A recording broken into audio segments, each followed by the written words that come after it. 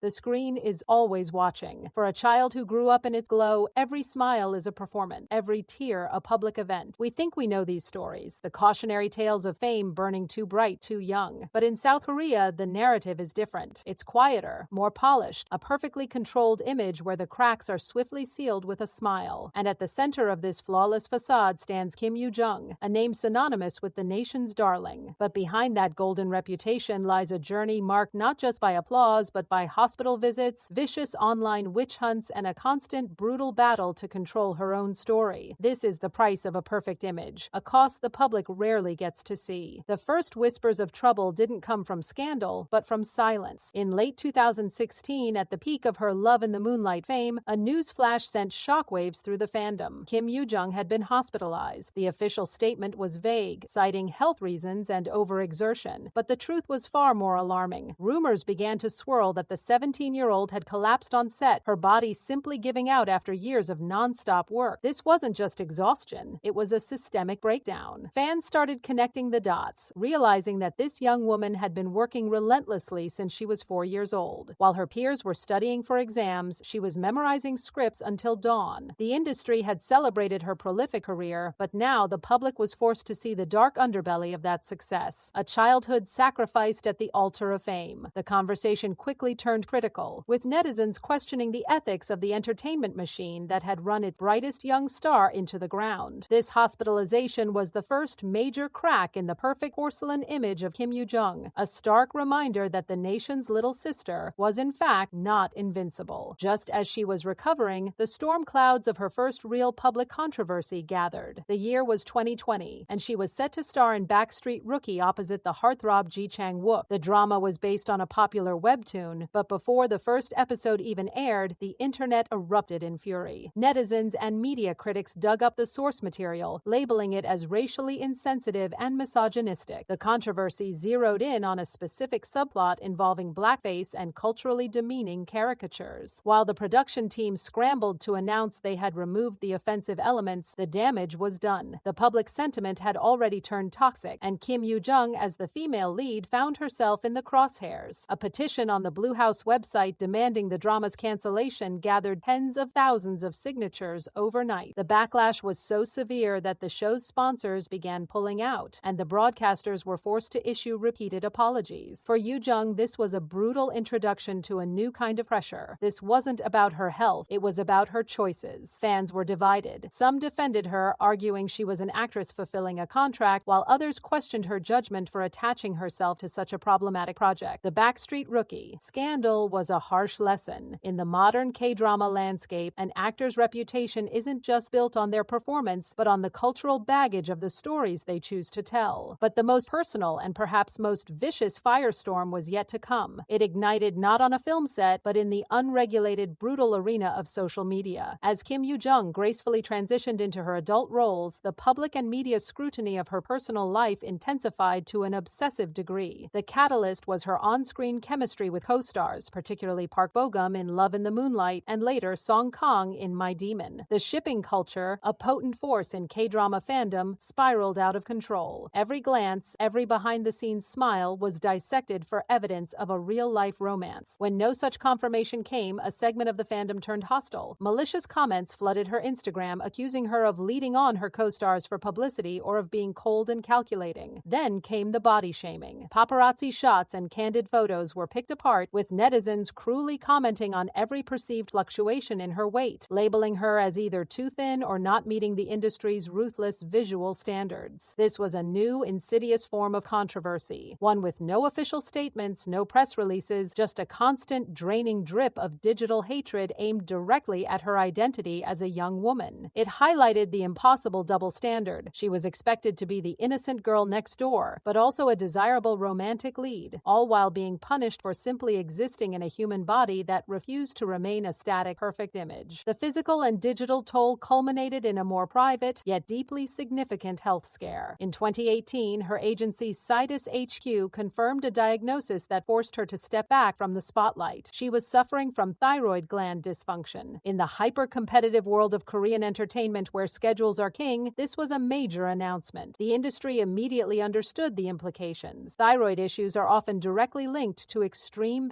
prolonged stress and exhaustion. This wasn't a simple cold. It was her body sending a bill for 2 decades of relentless pressure. For her fans, it was a heartbreaking confirmation of their worst fears. The little girl who had smiled through hundreds of sets was now a young woman whose very biology was rebelling against the life she had always known. This forced hiatus was more than a break. It was a public reckoning. It sparked wider conversations about the brutal working conditions for child actors in Korea and the lack of a safety net for them as they age. Kim Yoo-jung had become the poster child for a systemic problem, her personal health crisis holding up a mirror to an industry that often prioritizes output over the well-being of its stars. So, where does one go after surviving the silent battles and the public storms? For Kim Yoo-jung, the answer seems to be a deliberate and powerful reclaiming of her narrative. Her upcoming project, Dear X, feels less like a role and more like a statement. In it, she plays Baika Jin, a top actress adored by the public but hiding a web of secrets and ruthless ambition behind a flawless smile. The meta-commentary is undeniable. This is Kim Yoo-jung, who has lived under the microscope her entire life, now starring in a drama that promises to dissect the very nature of fame, image, and the lies required to maintain them. It's a bold, almost confrontational move. She is no longer just subject to the rumors, she is embodying them, exploring the dark side of the industry from a position of power and control. The buzz around the show suggests audiences are ready to see this grittier, more complex version of the actress they thought they knew. As we look to the future, the question is no longer whether Kim Yoo-jung can survive the controversies, but how she will weaponize her hard-won experience. She has navigated the treacherous path from child star to leading lady, not by avoiding the fire, but by walking through it. Her story is a masterclass in resilience, a quiet rebellion against the perfect, fragile image she was forced to wear for so long. And as Dear X prepares to unveil the secrets behind a flawless smile, one can't help but wonder if, after all these years, we are finally about to hear Kim Yoo-jung's own truth, spoken through the lines of a character who knows the cost of staying golden.